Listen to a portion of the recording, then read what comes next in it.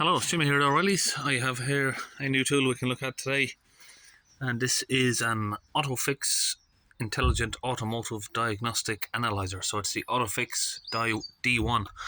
So let's open it up and have a look at it. First, you just get the paper wrapper off here, have a little look at it.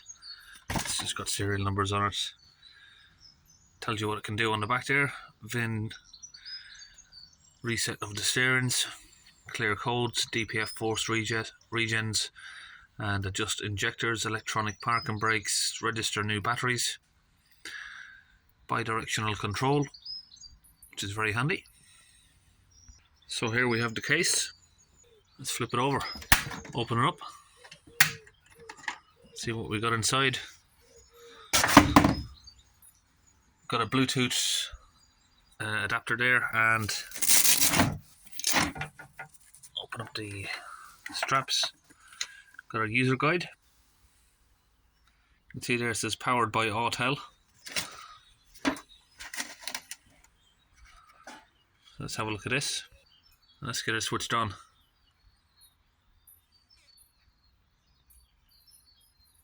So while that's powering up, we'll have a look at the rest of the stuff that it comes with. So it's got a charger here that you don't normally see.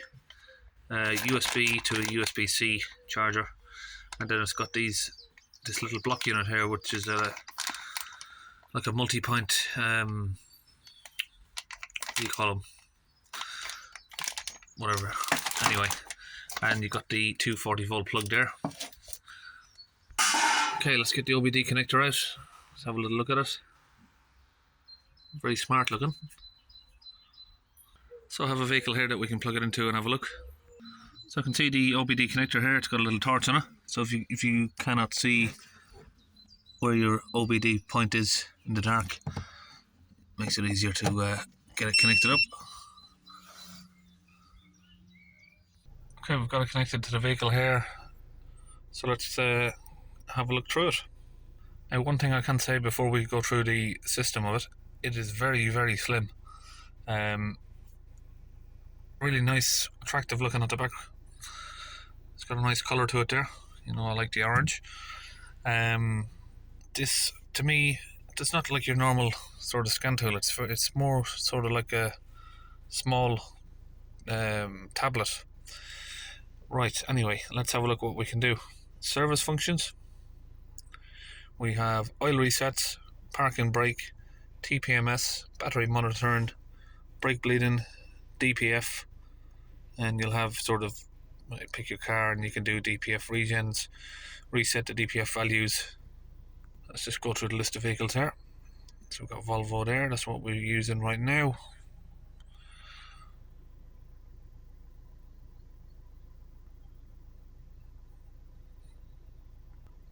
So let's go back to the Volvo.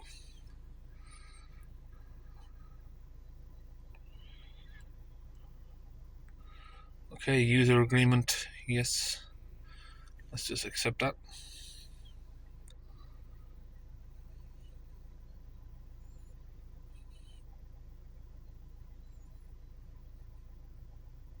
So let's go back there, we'll press read automatically down the bottom here.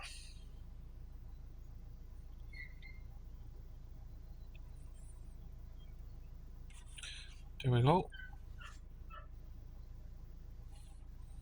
Ensure the tool is connected to the internet. Okay. Okay, yeah, so we're connected to the internet. Let's press OK. Transmission, it's auto and it's not all-wheel drive, so I'd say it's that one.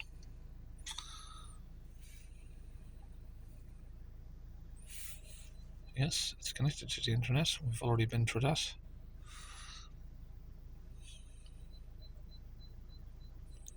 For a faster experience, faster and better user experience, DI protocol is recommended for diagnostics. If CAN protocol is used, it may cause communication failure. Do you want to use DIP? Yes. So that's a good point to make. It is DIP compatible. Okay, so it's asking me to connect the VCI straight to a cable, just for reliability, I suppose, but I'm not going to worry about that right now.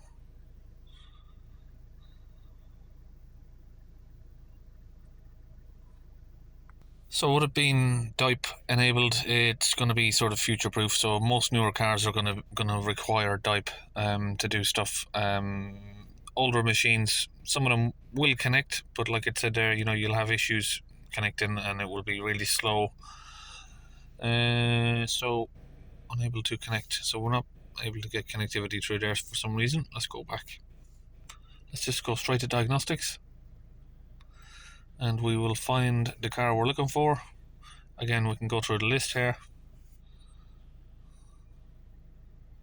Should be pretty much the same as it was before.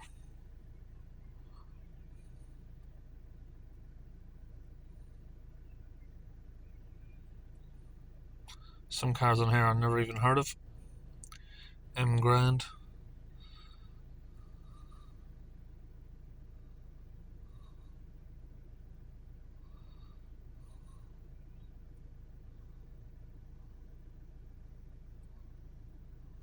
Do we have Volvo? Okay, automatic selection again. Okay, we're having connectivity issues with this particular vehicle, but anyway, let's go back and look through the rest of the video.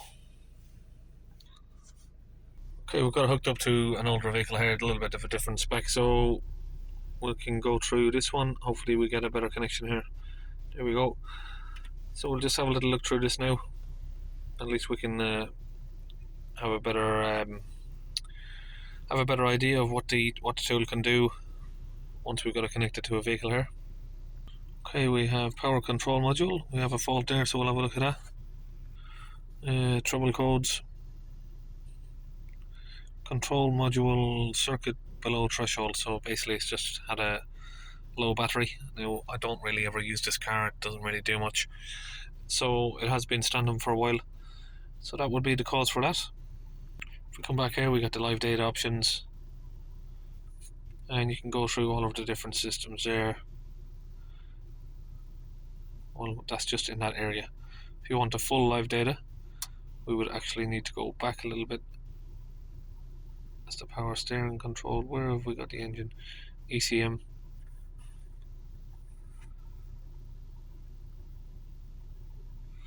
And then you got your live data there. You'll have a lot more in here. Alternator current, 80 amps. Boost pressure. Let's give that a little accelerate. So you can see that moving. Glow plug commanded is at 42%. Now that's a little good pointer there to make for people. Some people think glow plugs only are used when the vehicle is starting, but clearly they're not. They do get used while the engine's running. Boost pressure desired. Now, most scan tools do it like this. They'll have this one here, and then you got to find the other one and take it as well. But would be good if they had the boost pressure desired and the actual boost pressure close together, so you didn't have to sort of search for them. Soot mass in the particle filter, we have 8 grams. Fuel pressure, diesel particle filter pressure. That's not really correct because it's saying -3, -4 there, so something going on there, but I'm not really too worried about that.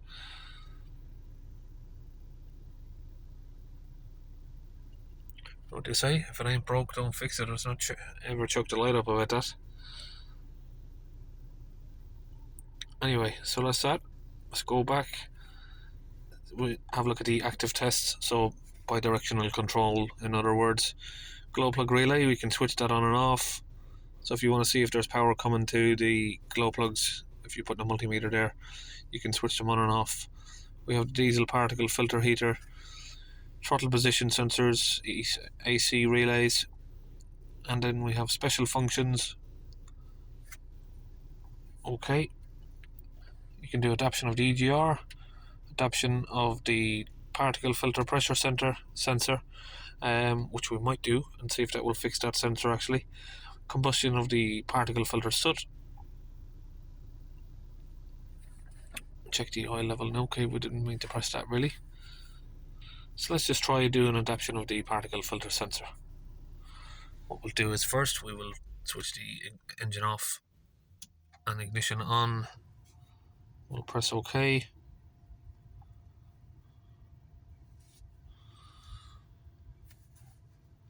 differential pressure adaptation. So it's saying at the minute with the engine off, it's saying -5. Now we've set that back to 0. Now let's go back to the live data. Start the vehicle back up.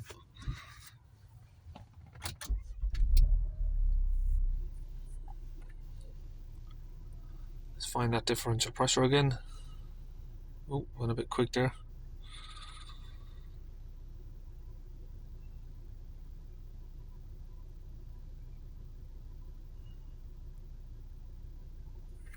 Okay, what you can do is you can press here. If you press the top, you can find a little search bar, and then we can search for differential pressure. Oh, where have we got? So we're still on -3, so there might be an issue with this, with the particle sensor on that. So we've exited the diagnosis part there, and we'll have a look at the hot functions. I don't know if we already looked at this, but we've got all of these things here to do. So your electronic park and brake, your oil resets. Right, so that's it. There isn't any more on there. So obviously, depending on the car you plug in, that menu will show different options. What do we have here? Oh, just a vehicle profile. Manual selection. Let's go back. Exit.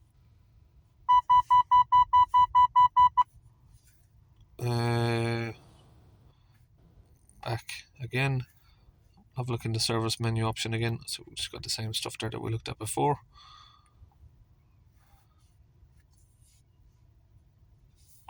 Battery tester. You can buy a battery tester for it. Updates. Remote desktop. Maxi tools. What have we got in here? Login. The remote desktop is quite a handy feature actually, and you've got a camera there. You can add on a camera to this tool. Remote desktop. Let's have a look at that. So I did use this before. I did try it out, and basically you can use your phone and give that code to somebody else, and then they can control the tool from a different location basically. But I can't show you that right now because I'm using the phone to record the video here. And at the top here we've got a little waterproof area that's closed over. We can open up. Now you can see it takes USB-C, which is very handy to charge it. It doesn't take any sort of special charger system, and you can put a USB SD card in there. On the back there you can see it's got a little camera. It's a nice little unit, very nice little unit, very slim like I said before, and also the battery seems to do very well. It doesn't really move a lot, even though I've used it a couple of times now. It's still on 95%. One thing I say it is missing from my other scan tools is a stand or a catch, to hold it on the steering. So we don't have that option. And that's about it really. So yeah, as you can see, it's the OTOFIX D1. It does use Autel system, or whatever you call it, Autel software. So it's going to be very familiar to a lot of people. It has got a Chrome browser on it. Let's get that loaded up. So there's not a lot of scan tools that actually have this sort of browser that you can use like this either. You can see some other stuff there from the OTOFIX products.